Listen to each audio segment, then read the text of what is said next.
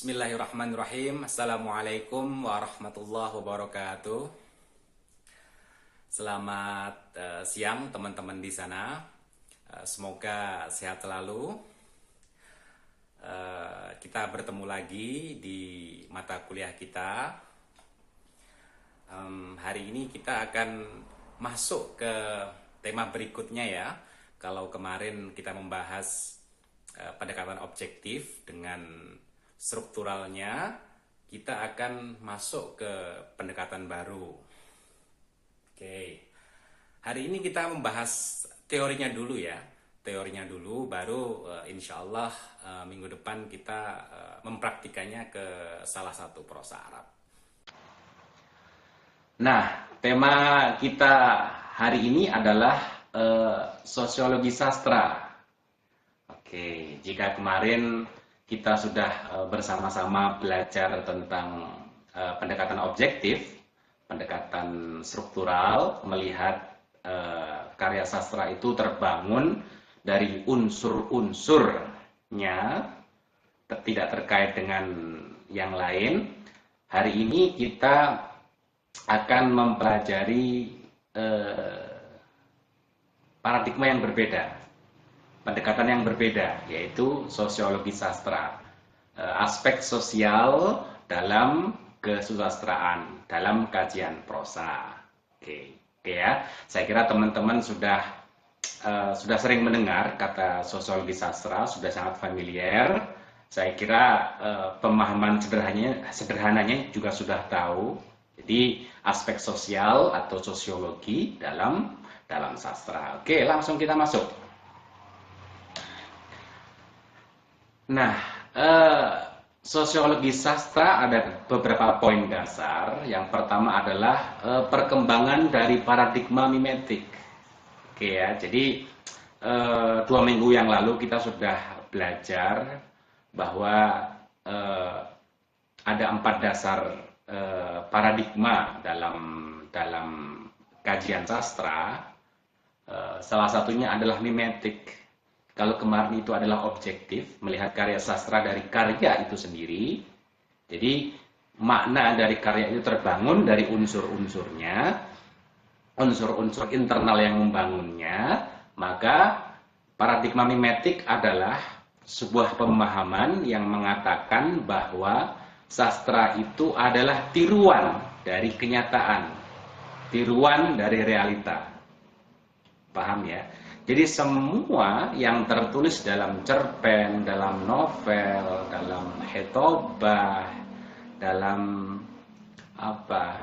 makalah itu merupakan tiruan, replika tiruan dari kenyataan. Itu mimetik. Jadi mimetik itu kan tiruan ya. Oke.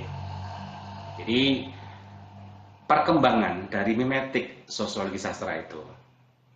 Karena kenapa? Karena apa sih yang paling dominan dari realitas? Ya, masyarakat, ya kan? Oke. Sosial, gitu kan? Dan ilmu tentang masyarakat adalah sosiologi. Nah, saya tekankan lagi, jika pendekatan objektif atau struktural itu mengatakan karya itu punya makna sendiri dari hubungan unsur-unsur internalnya, jika sosiologi sastra mengatakan bahwa makna dari sastra itu ada kaitannya dengan realitas di luar karya itu. Oke, itu ya. Oke, masuk ke poin kedua. Sosiologi sastra adalah pendekatan yang menyatakan ada hubungan antara karya sastra dengan kehidupan masyarakat. Oke, jadi mungkin nggak sih karya itu tiba-tiba ada sendiri gitu? Entah datang dari mana, tidak terkait dengan kehidupan masyarakat. Tidak mungkin kan? Jadi karya itu, isi, makna karya itu pasti ada kaitannya dengan kehidupan masyarakat. Nah, ini adalah pemikiran dari sosiologi sastra. Jadi karya itu pasti berhubungan dengan kehidupan masyarakat. Tidak mungkin dia tiba-tiba ada, isinya tidak mencerminkan masyarakat, isinya tidak menggambarkan realitas sosial, itu tidak mungkin. Jadi selalu ada kaitan dengan kehidupan masyarakat. Oke. Poin ketiga, sastra merupakan cerminan dari masyarakat. Cermin. Oke ya, ya cermin bisa dikatakan gambaran, bisa dikatakan apa ya? Ya replika dari masyarakat. Oke. Kenapa? Ada dua hal. Pertama, karena pengarang karya tersebut merupakan anggota atau bagian dari masyarakat. Gitu ya. Jadi karya sastra dalam hal ini prosa kan dibuat oleh seorang pengarang. Dan pengarang itu adalah bagian dari anggota masyarakat. Hidup di dalam masyarakat, punya kebudayaan masyarakatnya, punya intelektualnya, punya kebiasaan, punya pemikiran di tengah-tengah masyarakat itu. Lalu ketika dia membuat sebuah karya sastra, tentu aspek-aspek sosial melalui pengarang tadi masuk dalam karya sastra. Oke, masuk akal ya. Oke, yang kedua, karya sastra yang dihasilkannya menampilkan kondisi masyarakatnya. Oke, pasti ya, ketika pengarang membuat karya, pasti dia menggambarkan kehidupan real, kehidupannya atau realitas masyarakat di luar sana, gitu ya.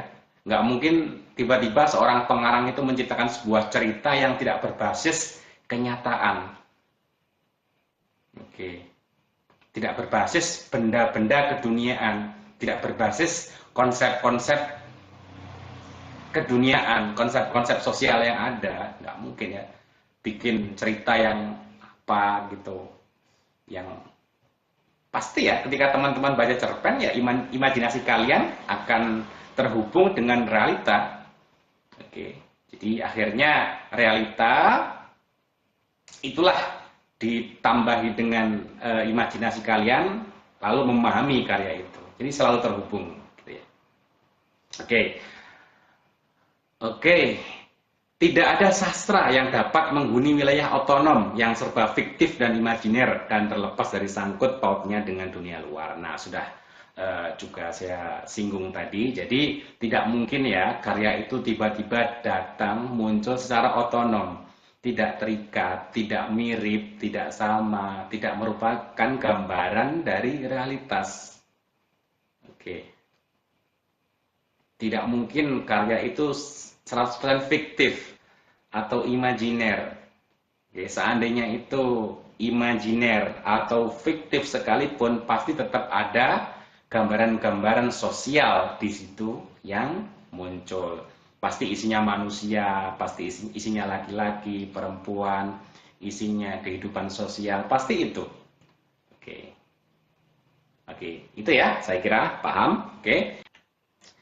Nah, ini ada beberapa pendapat dari teoretikus sosiologi sastra, pemikiran-pemikiran dasar ya. Oke. Grabstein mengatakan karya sastra tidak dapat dipahami secara selengkap-lengkapnya apabila dipisahkan dari lingkungan atau kebudayaan atau peradaban yang telah menghasilkan.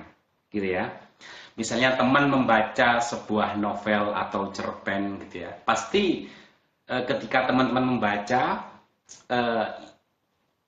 benak kalian terkoneksi dengan realita, dengan pemahaman Anda tentang realita itu yang terhubung dengan makna-makna karya yang Anda baca. Jadi terhubung ya. Oke, jadi Anda bisa memahami sebuah makna, sebuah prosa, bisa terenyuh karena Anda punya konektivitas dengan realita. Oke, karena Anda paham dengan realita, sehingga terkoneksi ketika Anda membaca karya. Gitu ya. Jika karya itu misalnya isinya itu tidak mirip sekali dengan kenyataan, apakah Anda bisa memahami, memaknai, atau timbul perasaan-perasaan tertentu ketika isi itu tidak berbasis kenyataan atau realita atau sosial masyarakat. Gitu ya. Oke. Lalu Swingwood mengatakan sebagai seni, karya sastra dianggap melampaui sekedar deskripsi dan analisis ilmiah objektif. menembus permukaan sosial dan menjelaskan perasaan manusia terhadap apa yang telah dialaminya. Oke, nah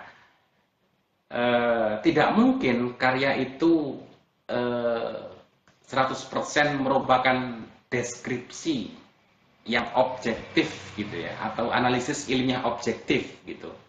Tidak mungkin. Dia pasti menembus permukaan sosial. Oke, dan menjelaskan perasaan manusia terhadap apa yang telah dialaminya. Oke. Jadi tidak hanya gambaran saja, tidak hanya hasil gambaran saja, pasti isi dari karya itu menembus permukaan sosial, pasti mengaitkan kehidupan sosial. Oke.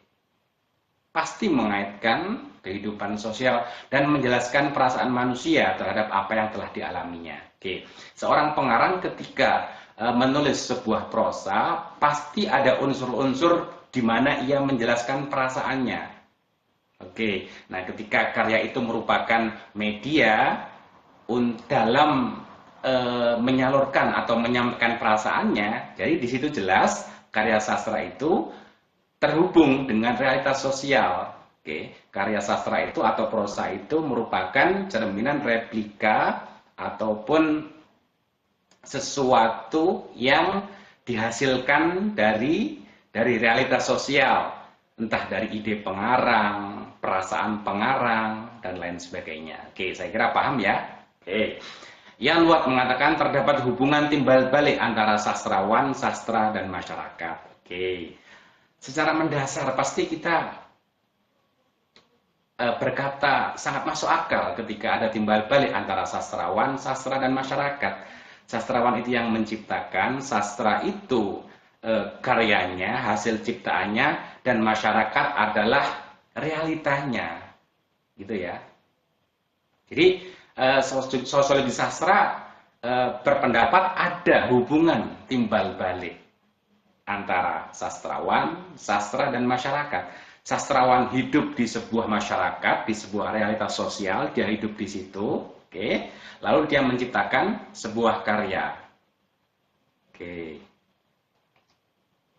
Dan karya itu sendiri adalah gambaran atau replika dari masyarakat, dari realitas sosial. Oke. Jadi selalu ada kaitan. Oke. Sastrawan, sastra, masyarakat. 3 poin yang selalu ada dalam sebuah karya sastra ya, yang selalu ada dalam menurut pendekatan sosiologi sastra. Oke, saling terhubung, selalu ada 3 aspek itu dalam fenomena sastra, fenomena prosa gitu ya. Oke. Lalu Jameson, setiap teks mengandung resonansi sosial, historis, dan politis. Oke. Jadi setiap teks itu tidak mungkin dia itu ya sendiri, pasti ada resonansi, ada ada sentuhan sosialnya, historis dan politis. Oke. Pasti ada gambaran sosialnya, ada aspek sejarahnya dan politis juga. Oke. Pasti ada ide-ide politis gitu ya. Selalu masuk dalam karya sastra, dalam prosa.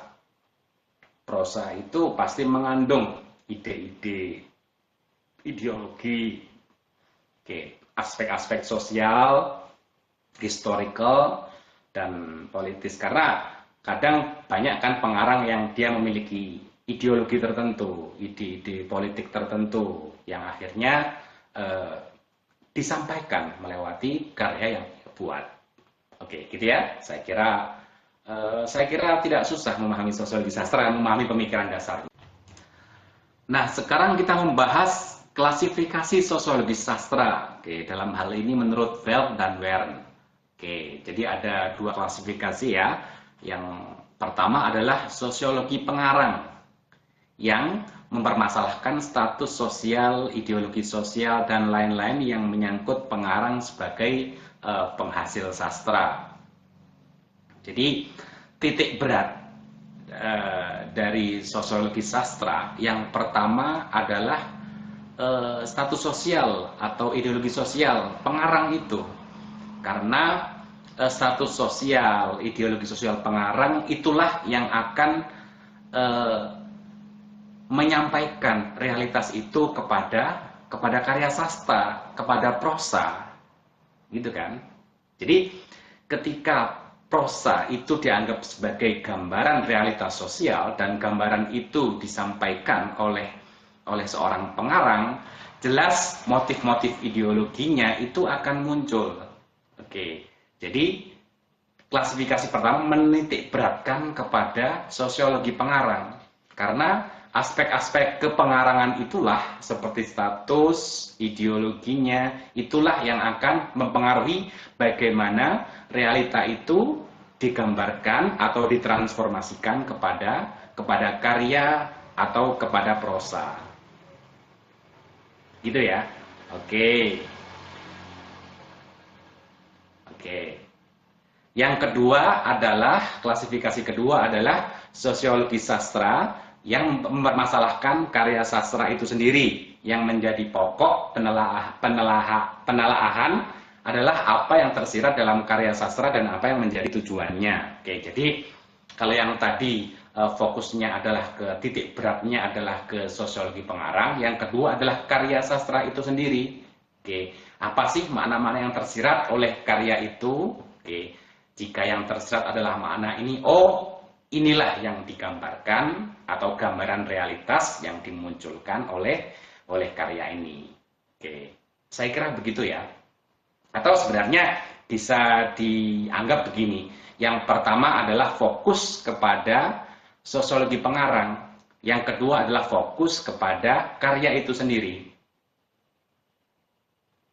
Oke, kita kembali yang pertama. Misal begini. Misal teman-teman baca sebuah prosa, oke, atau apa gitu ya, kadang kan pasti terasa, sepertinya karya ini memiliki ajaran tertentu, doktrin tertentu, motif-motif doktrin atau dogma tertentu, gitu ya. Nah, hal itu ketika Anda hubungkan dengan realitas kehidupan, lalu kehidupan pengarang, akan terlihat apa ideologi pengarang itu, gitu ya. Apa status sosial pengarang itu? Oke.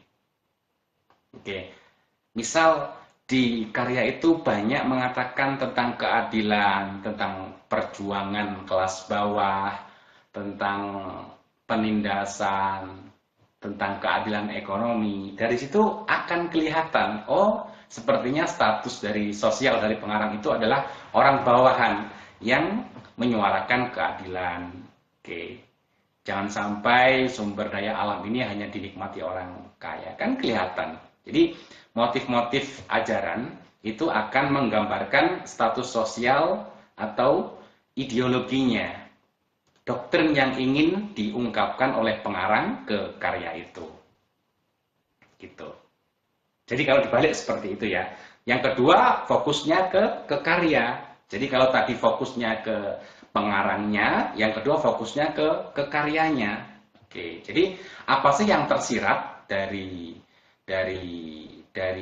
karya ini? Jika yang tersirat maknanya ini, berarti ini loh yang digambarkan oleh karya itu. Ini loh yang disampaikan oleh karya itu. Begini gambarannya, gambaran realita yang digambarkan oleh karya itu. Begitu, saya kira itu ya. Nah, oke. Dalam kajian prosa, aspek sosial sastra atau sosiologi sastra itu sangat tampak nyata karena prosa kebanyakan bersifat naratif seperti novel, cerpen. Oke, jadi sosiologi sastra itu sangat nyata ya, sangat nyata di novel atau cerpen dibandingkan puisi misalnya. Kalau puisi kan satu kalimat, dua kalimat, entah bermakna apa, sangat konotatif gitu kan. Mungkin isinya itu adalah perasaan, maksud-maksud tertentu, misi-misi tertentu gitu kan. Nah, kalau prosa kan kebanyakan naratif, jadi menceritakan. Seperti novel, cerpen itu kan menceritakan kisah seorang manusia, lalu kehidupannya, begitu ya. Jadi sangat nyata seperti realitas aslinya gitu kan. Kita yang berada dalam realitas asli kan kita seorang manusia, kita punya kehidupan, kita punya alur kehidupan, kita punya aktivitas gitu kan. Nah, cerpen dan novel kan sangat seperti itu. Jadi sosiologi sastra sangat tepat jika diaplikasikan ke prosa. Oke, kajian-kajian dengan pendekatan sosiologi sastra ini banyak sekali, oke ya. Saya kira teman-teman pernah membaca sebuah kajian sosiologi sastra, gitu ya. Banyak sekali, misalnya melihat kritik sosial. Oke, ketika teman baca misalnya, kan kadang terasa kok sepertinya ada kritik-kritik ya, cuman masih belum jelas gitu. Lalu ketika hal itu Anda hubungkan dengan kenyataan, dengan realitas sosialnya, dengan keadaan sosial masyarakatnya yang asli, akan terlihat, akan terhubung, sehingga teman-teman bisa mengetahui, ternyata dalam karya ini ada kritik sosial dalam hal ini. Oke. Karena kritik kan pasti ditujukan ke dunia real gitu kan. Nggak mungkin karya sastra itu mengkritik karya sastra yang lain. Jadi kritik-kritik sosial dalam karya sastra itu ditujukan kepada dunia nyata, kepada kehidupan kita yang nyata. Gitu ya. Jadi ketika kita bisa menghubungkan sebuah karya itu dengan realitas kehidupan aslinya, dan jika itu sepertinya banyak motif-motif kritik, maka akan terlihat, ternyata sastra ini mengkritik hal ini. Ternyata karya ini mengandung kritik sosial dalam aspek ini gitu. Nah, kritik itu akan tampak, akan terlihat ketika kita bisa menghubungkan antara karya itu dengan dunia nyatanya, realitanya, sosial kemasyarakatan aslinya, kehidupan kita. Oke ya, gitu ya, saya kira paham. Lalu ada juga kajian yang melihat ideologi pengarang. Jadi melihat ideologi pengarang juga pendekatannya adalah sosiologi sastra. Karena begini, seorang pengarang mungkin nggak menggambarkan realitas asli kepada karya seperti itu aslinya. Sangat otentik, sangat mirip. Tidak ada embel-embel lain, tidak mungkin. Gitu ya. Jadi ketika seorang pengarang itu akan menciptakan sebuah karya, tentu ada motif-motif ideologi atau ada ide-ide yang dia sampaikan dalam karyanya. Seorang pengarang pasti punya misi untuk menyampaikan bagaimana idealnya sebuah masalah atau sosial kemasyarakatan dalam karya itu. Saya ulangi lagi, jadi tidak mungkin pengarang menggambarkan secara sama 100% realitas itu dalam karya sastra atau prosa. Pasti ada misi-misi, ide-ide yang masuk dalam karya itu. Itulah ideologi. Sebuah karya pasti ada motif-motif ideologi, ada doktrin-doktrin, dogma-dogma tertentu, atau alur-alur tertentu atau dialog-dialog tertentu yang menekankan sesuatu. Nah, itulah ideologi pengarang. Jadi realitas itu digambarkan dalam karya melalui ide-ide pengarang. Jadi sudah dibelokkan oleh pengarang. Dibelokkan, dimodifikasi oleh pengarang sesuai dengan ideologinya, ide-idenya. Hal-hal yang diyakininya, kebenarannya, gitu ya. Misalnya Najib Mahfud, teman-teman tahu Najib Mahfud ya, kan dia seorang novelis realis ya. Dia banyak menggambarkan Mesir atau Timur Tengah yang sedang dijajah Eropa pada awal abad 20 gitu ya. Penindasan, penjajahan, ketika dia menggambarkan realita itu dalam karya sastra, pasti ada ide-ide yang masuk dalam karya itu. Ada doktrin-doktrin yang dia sampaikan. Kenyataan-kenyataan itu diformat, dimodifikasi sesuai dengan ide-idenya. Seperti itu. Oke ya. Nah, biasanya kajian-kajian seperti ini tuh awalnya dia membahas bagaimana kehidupan realita di mana sastra ini lahir, atau realita-realita yang melingkupi kehidupan pengarang ketika itu. Oke, setelah itu kita melihat karyanya, oh ternyata ada suara-suara ini, ada isu-isu ini, ada penyampaian-penyampaian ini. Oke, nah akhirnya ketika dihubungkan dengan kehidupan pengarang atau realitas sosial masyarakat ketika itu, ketika karya ini lahir, maka akan ketemulah ideologi pengarang, gitu ya. Oke, selain itu ada juga penelitian yang hanya melihat isu tertentu ditampilkan dalam karya. Saya pernah baca sebuah karya yang hanya menyamakan. Oke, jadi ada banyak aspek atau isu atau masalah atau fenomena dalam karya itu, lalu dihubungkan dengan kenyataan aslinya. Oke. Dalam novel ini ada fenomena ini, ada masalah ini. Oke. Oh, ternyata hal ini mirip dengan kenyataan sosial ketika itu, seperti ini, seperti ini, seperti ini. Oke. Jadi misal dalam sebuah prosa ada praktik korupsi seperti ini, model seperti ini. Nah, itu disamakan atau dihubungkan dengan realita aslinya. Oh, ternyata memang pada zaman ini terjadi korupsi seperti ini menurut dokumen-dokumen ini, menurut media-media ini, dan ditampilkan dalam karya sastra seperti ini. Ada yang hanya memiripkan gitu ya antara kenyataan dan isi dari karya itu ada. Jadi seperti itu ya. Oke, model-model dari karya yang mengkaji dengan pendekatan sosiologi sastra. Saya kira itu ya, apalagi ya. Saya kira itulah, saya kira tidak sulit memahami sosiologi sastra. Oke, ya intinya sosiologi sastra adalah pendekatan yang menyatakan bahwa ada hubungan antara karya sastra dengan realita. Oke, dengan sosial kemasyarakatan, dengan kehidupan pengarang. Oke. Jadi makna-makna yang muncul dari sastra dalam pendekatan sosiologi sastra itu adalah kaitan antara kehidupan nyata, pengarang, dan karya itu sendiri. Oke, saya kira itu ya. Selebihnya kita akan lanjutkan di forum diskusi. Mohon teman-teman aktif. Jika ada hal yang ingin ditanyakan, silahkan ditanyakan. Oke. Sekian video ini. Assalamualaikum warahmatullahi wabarakatuh.